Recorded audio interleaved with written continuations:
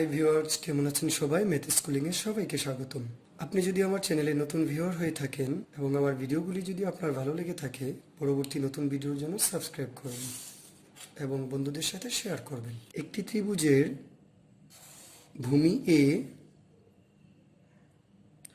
অপর দুই বাহুর সমষ্টি এস এবং ভূমি সংলগ্ন একটি সূক্ষ্মকোণ এক্স দেওয়া আছে।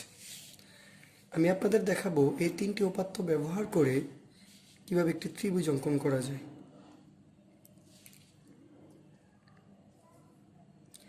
প্রথমে যে কোনো রশ্মি বিই নিলাম। বিই থেকে এর সমান করে বিসি কাটলাম। বি বিন্দুতে কোণ এক্সের সমান করে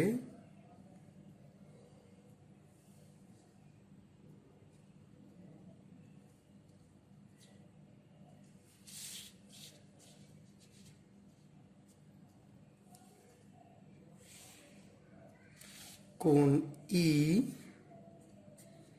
বি সি অঙ্কন করলাম। এখন বিই থেকে এস এর সমান করে বিএফ কাটলাম। এফ এবং সি যোগ করলাম। এখন সি বিন্দুতে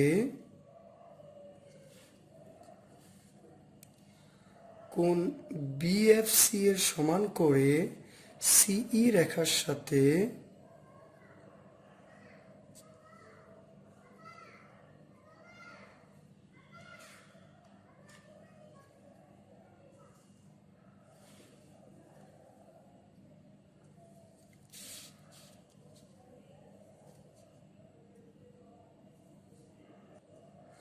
কোণ